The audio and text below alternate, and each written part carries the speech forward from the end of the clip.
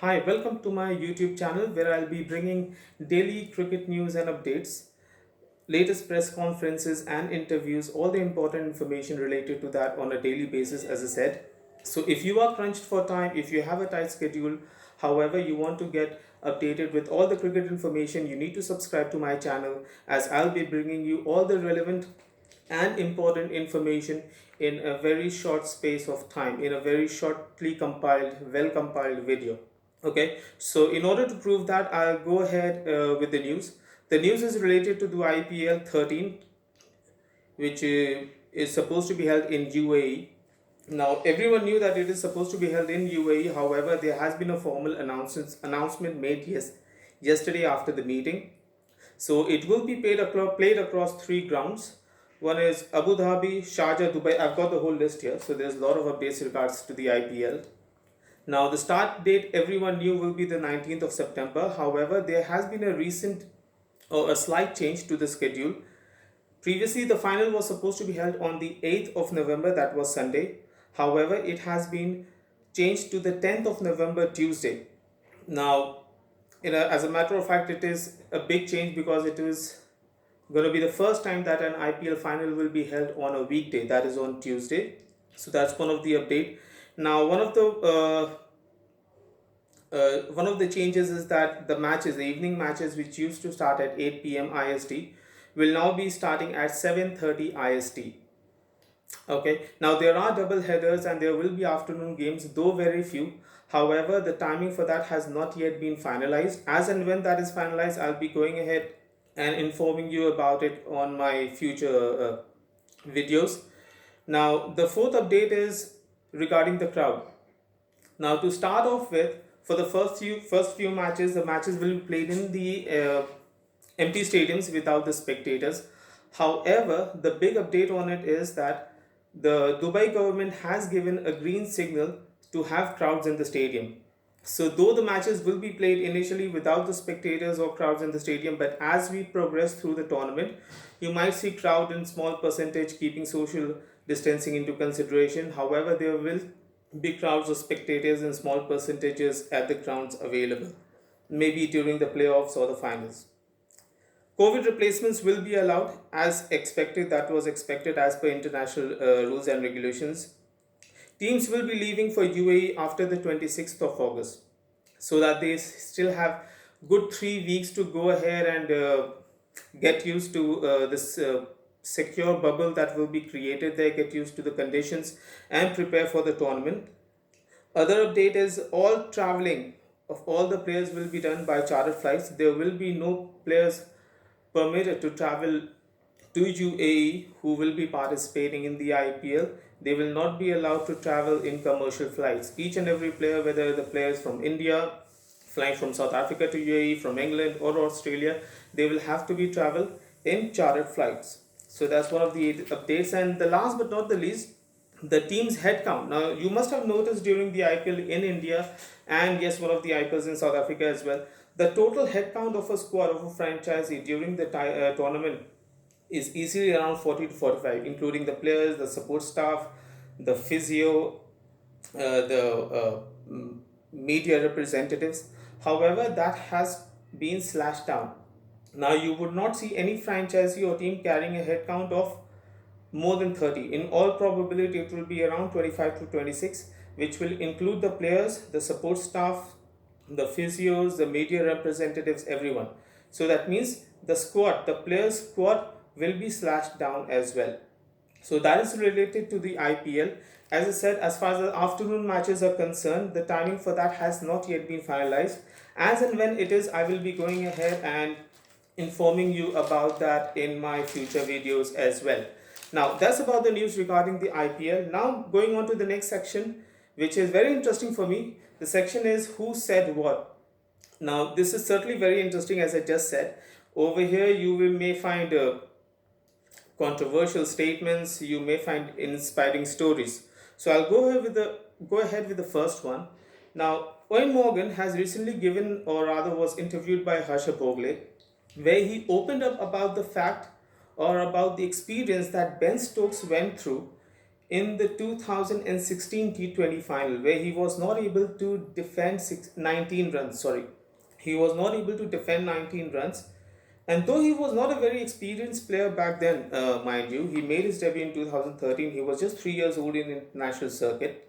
Because, but still, Morgan said that it took him a very, very long time to get over that loss, in the finals, just because he sets a very, very high standard for himself.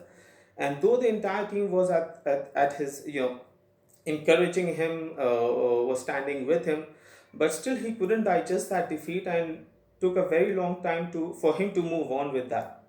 Now, there's a very interesting story that he shares. Now, in the 2019 final, when England won the game, in the evening, Jofra Archer came up to Owen Morgan and said that just before he was about to bowl the final over, the super over rather, where he was just tossing the ball up and thinking millions of things, one of the thought which came to his mind was that all of this work which he did to came to the national side to represent England might just get blown away by just one super over if that goes wrong. He was just thinking on those lines. What happened was Ben Stokes came up to him and told him that this one super over will not define your career. You will not be known because of this just one super over in years to come.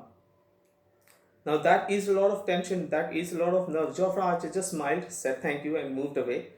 He bowled England to victory. But Owen Morgan said that even in that chaos, even that emotional moment when there was so much happening, the crowd, the emotions, World Cup on the line, Ben Stokes still had that awareness that he could relate to Jofra Archer's situation and could go and help his mate to make sure that the nerves are eased out, because he could relate to that situation. He had gone through that experience a few years back. So a lot of being said about Ben Stokes.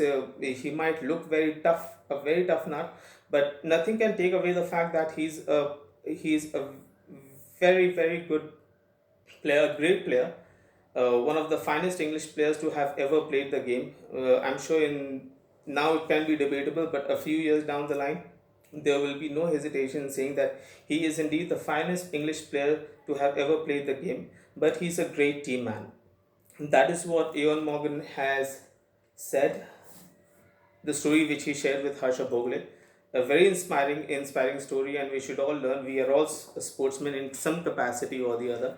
So, no matter how big we are, but it is always good to understand the psyche of our fellow players and try and help whenever, as and when it is possible.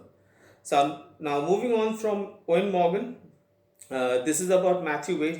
He gave an interview to a local newspaper while he was playing a first class game in Australia.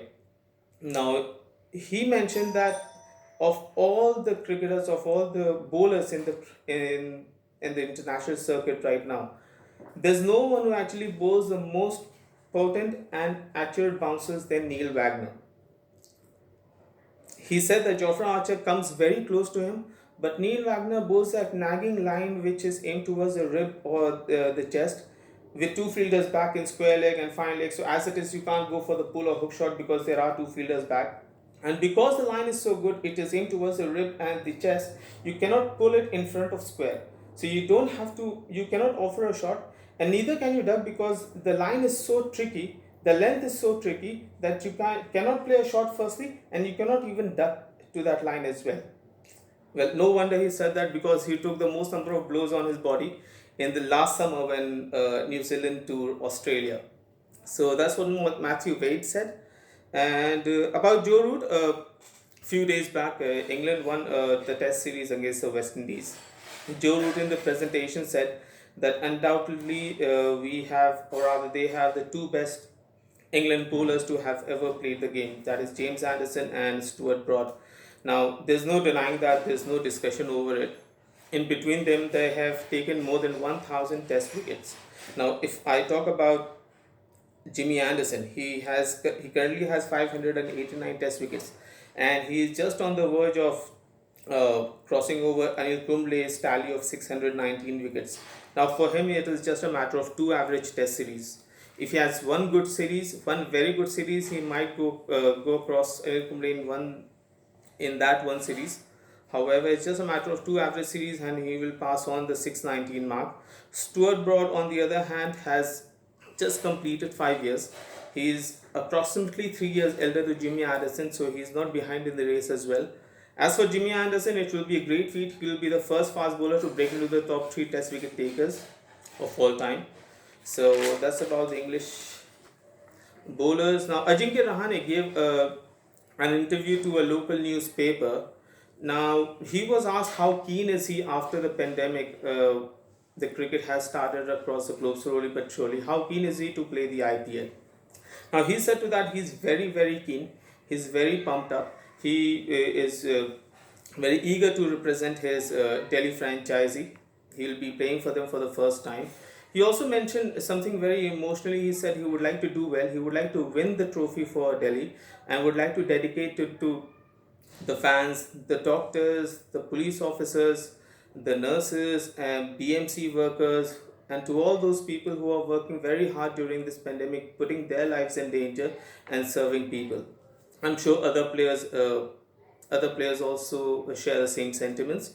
He was also asked about something which has been in discussion as the IPL is about to resume, whether or not the family will be traveling with the players.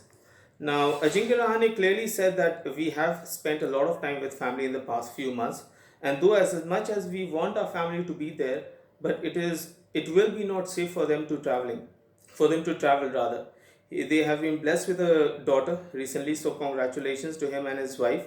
And that is why he said for his family, the paramount importance is their health and safety. So even if given a chance, he would not want his family to travel. Now, coming to some controversial remarks which has been made by ex-cricketers, former India all-rounder Roger Binny gave his views on MS Dhoni's comeback and it is a very controversial remark to say the least. He said that MS Dhoni has passed his prime. He is well past his prime. When he was at his peak, he could take the game away. He can win the game at any given time from any given situation. But he's well past that. It is very doubtful to see him in that mode again. And his fitness will be put to test as well. And well, we only have to wait for a month and a half to see that. Ashish Nehra is not far behind in commenting on MS Dhoni. He clearly mentioned that if he is available, if he wants to play, he will be the first choice wicketkeeper batsman for us for India, no doubt about that. However, he also mentioned that he sincerely believes that MS Dhoni has already played his last game for India, and he will not be turning up in blues anymore. So that's about it. That's for the updates. However, I will be bringing daily news and updates to you on a daily basis, as I said earlier. So please subscribe this channel. Please like, share. If you have any feedback, please go ahead and mention that on the comments section, and I'll be seeing you tomorrow. Yes, one last thing before I end this video. One of my very dear friends, Pratish, has been tested positive for coronavirus a few days back. He is in quarantine. He's doing well. He has mild symptoms, but I'm sure prayers will only help. So I would request everyone to please remember him in your prayers and his family's well-being. I'll see you tomorrow. Take care and be safe. Bye.